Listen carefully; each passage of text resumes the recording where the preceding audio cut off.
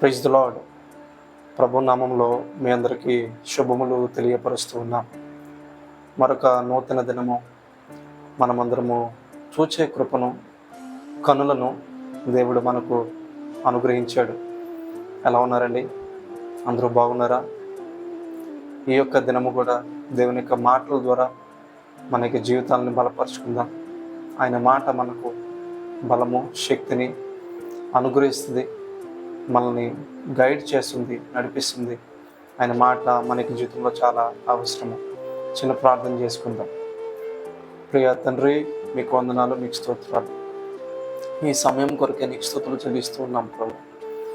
ఏ యోగ్యత కలిగిన వారు మమ్మల్ని ప్రేమించి రక్షించి ఈ విధంగా నడిపిస్తూ ఉన్నారు. ఇది కేవలం నీ యొక్క కృపయ. ఈ యొక్క లోకయాత్రలో మేము నీ కొరకు, నీ యొక్క మహిమ కొరకు జీవించవలసిన వారమే ఉన్నాం ప్రభు. ఇదిగో ప్రభు, అటువంటి కృప చేత మమ్మల్ని నడిపించండి. ఈ యొక్క దినము నీ ప్రజలతో మాట్లాడమని యేసు నామములో ప్రార్థించి అడిగి వేడుకొనుచున్నాము తండ్రి. ఆమేన్. మన జీవితంలో చాలాసార్లు కన్నీళ్ళ నీటి ఓటలు మన జీవితంలో కలిగి ఉంటాం. ఆ లోయ పరిస్థితుల్లో కన్నీళ్లతో మనకి జీవితంలో నింపబడి ముందుకు సాగే పరిస్థితులు ఉంటూ ఉంటాయి. కన్నీళ్లు కార్చి విసిగిపోయిన వారు కూడా చాలామంది ఉంటారు. దుఃఖపడి, బాధపడి, వేదనపడి, ఎంతో కన్నీరు కార్చి నిరాశకు గురైపోయిన వారు చాలామంది ఉంటారు. ప్రియ దేవుని బిడ్డ, ప్రియ తల్లి, ప్రియ తండ్రి, సహోదరుడా, సహోదరి, ఈ లోకములో, మన యొక్క జీవితంలో, ఈ యొక్క పాపపు లోకములో, అపవిత్ర లోకంలో ఏదో ఒక కన్నీరు మన యొక్క జీవితంలో వస్తూనే ఉంటుంది. మనము పాపపు ప్రపంచంలో జీవిస్తున్నాం. సంపూర్ణమైన విమోచన, సంపూర్ణమైన విముక్తి పరమునకు చేరినప్పుడే మనకి జీవితంలో మనం పొందుకోగలం. ఆ పరలోకాన్ని ఇచ్చుటకే మన ప్రభు ఇక లోకానికి దిగి వచ్చాడు, పరలోకాన్ని విడిచిపెట్టి. భూలోకములో ఉన్న మనము పరలోకానికి వెళ్ళాలని మార్గము, సత్యము, జీవమై మన ప్రభు ఈ యొక్క లోకానికి దిగి వచ్చాడు. ఈ కన్నీళ్ళు ఈ యొక్క లోకంలో కూడా ప్రభు తుడుస్తాడు. తుడవకుండా ఉండువాడు ఏమాత్రం కూడా కాదు. అయితే శాశ్వత లోకంలో శాశ్వతముగా ఆయన కన్నీళ్లు తుడిచేవాడుగా ఉంటాడు. మీరు ఆలోచన చేయండి. ఈ లోకంలోనే దేవుడు కన్నీళ్ళు అన్నీ తుడిచేస్తే ఇక పరలోకం ఎందుకు, మహిమరాజ్యం ఎందుకు? ఈ యొక్క లోకయాత్రలో మనం ముందుకెళ్తున్నప్పుడు అనేక కన్నీళ్ళు ఉంటాయి. సో ఈ యొక్క కన్నీళ్ళు కూడా మనిషి యొక్క పాపపు పరిస్థితులను బట్టి, మొదటి ఆదాము పాపము మనందరికీ మరణాన్ని తెచ్చిపెట్టింది, దుఃఖాన్ని తెచ్చిపెట్టింది, కరువును తెచ్చిపెట్టింది, అనారోగ్యాలు తెచ్చిపెట్టింది, ఆయుష్ తరిగిపోవటాన్ని తెచ్చిపెట్టింది, జీవితంలో అపరాధములు, బాధ, వేదనలు, దుఃఖము, ఇవన్నీ కూడా మనుషుని యొక్క, మానవుని యొక్క జీవితంలోనికి ప్రవేశించాయి. కారణం ఏంటంటే ఆజ్ఞాతిక్రమమే పాపం. సృష్టి కూడా మూలుగుతూ ఉంది, ఏడుస్తూ ఉంది. ఆదిలో సృష్టిలో మనం చూసినప్పుడు జంతువులు మనుషుల్ని చంపేవి కాదు, ఒక జంతువు మరొక జంతువుని చంపేవి కావు, గడ్డిని మేస్తూ ఉండేది. ఆదాము అవ్వలు కూడా జంతువులను చంపి తినేవారు కాదు, వారు యొక్క తోట వృక్ష ఫలములను తింటూ వచ్చారు. కానీ ఎప్పుడైతే మానవుడు క్రమం తప్పిపోయాడో సృష్టి కూడా క్రమం తప్పిపోయాడు. గచ్చ పొదలు వచ్చాయి, మొల్ల పొదలు వచ్చాయి, సృష్టి అంతా క్రమం తప్పిపోయింది. ఒక మాటలో చెప్పాలంటే మానవుడు, సృష్టి అక్రమ దారిలోకి వెళ్ళిపోయారు. ఇక మాటలు వింటున్న ప్రియ సహోదరి, ఇక లోకంలో జీవిస్తున్నప్పుడు అనేక కన్నీళ్ళ పరిస్థితులు గుండా వెళ్తాం మనం. అయితే దేవుడు చిత్తానుకూలంగా, తన యొక్క చిత్తానుకూలంగా మన కన్నీళ్లు తుడుస్తాడు. లాజరు చనిపోయినప్పుడు యేసుప్రభువు వారు ఏడ్చారు, మార్తా మరియలు ఏడ్చారు, యూదులు ఏడ్చారు. కానీ లాజరును ఆయన 4వ దినమున తిరిగి లేపాడు. రెజరెక్ట్ చేసినప్పుడు మనం చూసినప్పుడు తిరిగి మరలా లాజరు చనిపోయాడు కదా. అంటే ఈ యొక్క లోకంలో శాశ్వతముగా కన్నీరు తొడవబడే పరిస్థితి ఈ యొక్క భూలోకంలో లేదు. పరలోకములో ఉంది. అయితే మన యొక్క అక్కర్లో, మన యొక్క అవసరతలో దేవుడు ఎరిగినవాడే. తన యొక్క చిత్తానుకూలముగా, తన యొక్క చిత్తానుసారముగా ఆయన ఏ యొక్క సమయంలో, ఏ యొక్క సందర్భంలో కరుణ చూపించాలో సర్వం ఎరిగినవాడు. కాబట్టి ఆ యొక్క సందర్భాల్లో మన యొక్క కన్నీళ్లు తుడిచి మన కన్నీళ్లకు కారణమైన పరిస్థితుల్లో కార్యాలు చేస్తాడు. మన కన్నీళ్లు తుడవక కార్యాలు చేయలేని పరిస్థితుల్లో దేవుడు మన కన్నీళ్లు తుడవలేని వాడని మనం ముద్ర వేయకూడదు. కానీ దేవుని యొక్క చిత్తం అది కాదు. ఆ కన్నీళ్ళ మార్గాలు కూడా మనం నడవాల్సిందే అని మనం గ్రహించుకోవాలి. కీర్తనకారుడు దావీదు అన్నట్లుగా, గాఢాంధకారపు లోయలో నేను సంచరించిన ఏ అపాయానికి నేను భయపడను. ఆ గాఢాంధకారపు లోయలో సంచరించాలి. మన జీవితంలో అనేక పరిస్థితులు వస్తాయి. వేదన, దుఃఖము, ఆర్థిక నష్టము, కుటుంబంలో మనుషులు విడనాడుట, వదిలిపెట్టుట, వేదన, దుఃఖము, ఇంకా ఎన్నో ఎన్నో పరిస్థితులు, మరణము. ఈ యొక్క పరిస్థితులు మన యొక్క జీవితంలో వచ్చినప్పుడు మనం ఎంతగానో కృంగిపోతాం. కానీ దేవుడు మనతో కూడా ఉన్నాడు. ఆయన గాఢాంధకారపు లోయలో సంచరిస్తూ ఉన్నాడు.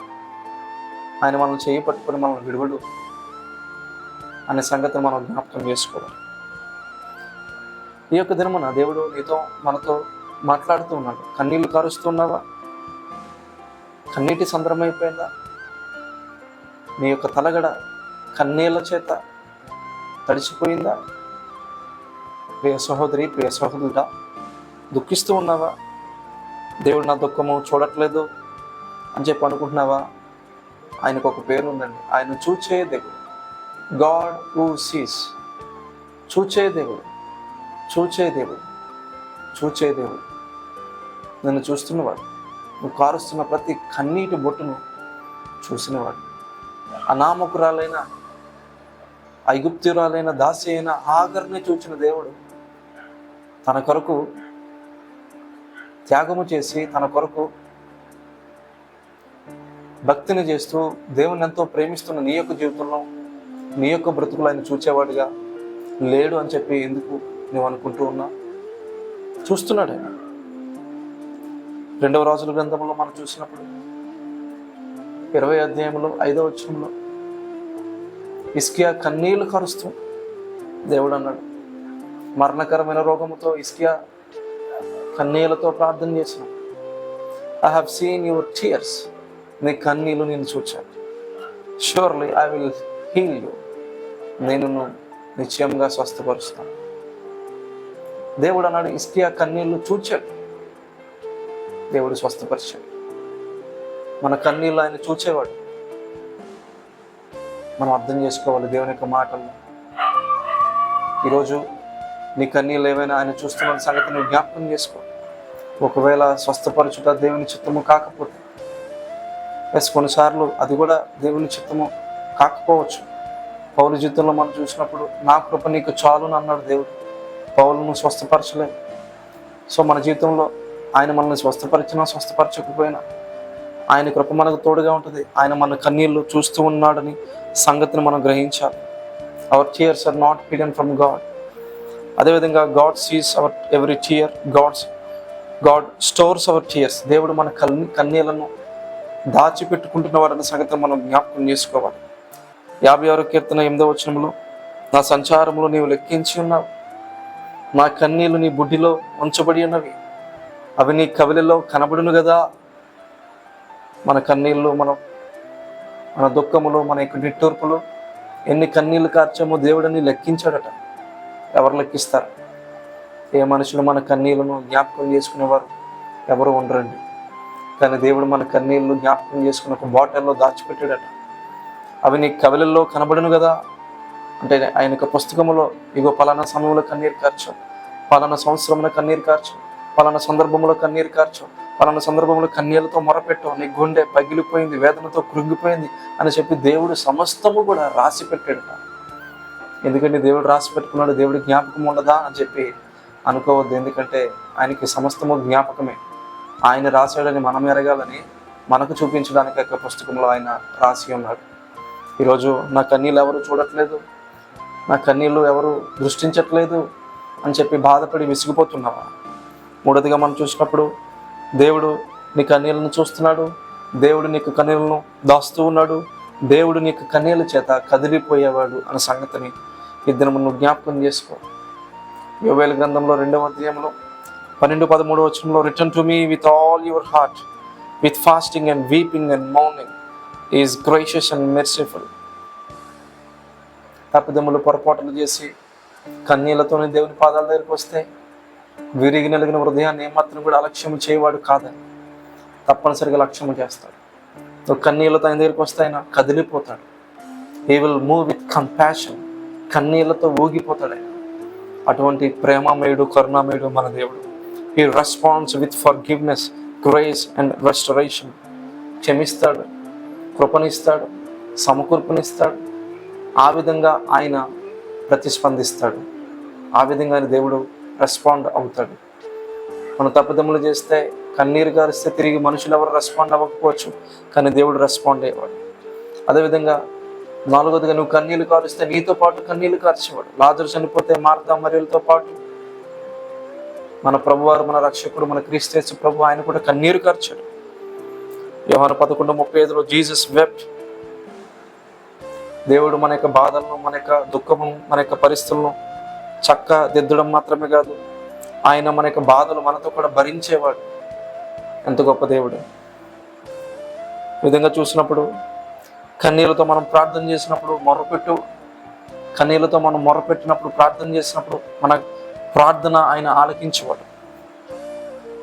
ఏక దినమున మన కన్నీళ్లను నాట్యముగా మార్చేవాడు కూడా ఆయన. ప్రియ సహోదరి, ప్రియ సహోదరుడా, దుఃఖిస్తున్నావా? చింతిస్తున్నావా? కన్నీళ్లతో ఉన్నావా? కన్నీళ్లతో నింపబడ్డావా? ఎందుకు ఏడుస్తున్నావు? ఉద్యోగ విషయమై, వ్యాపార విషయమై, కుటుంబ విషయమై, బిడ్డల విషయమై, పరిచయ విషయమై, జీవితం విషయమై, భవిష్యత్తు విషయమై, అయ్యో ఏంటి ప్రభా నా యొక్క జీవితం అని చెప్పి కన్నీళ్లు కారుస్తున్నావా? కన్నీళ్ళ నీటి ఓటలుగా నీ కనులు మారిపోయా? ప్రియ సహోదరి, నీ కన్నీళ్ళు దేవుడు చూస్తున్నాడు. ఆయన దాటిపోయిన వాడు ఏమాత్రం కూడా కాదు. మనుషులు విడిచిపెట్టి వెళ్ళిపోయిన కన్నీరు కారుస్తున్నావా?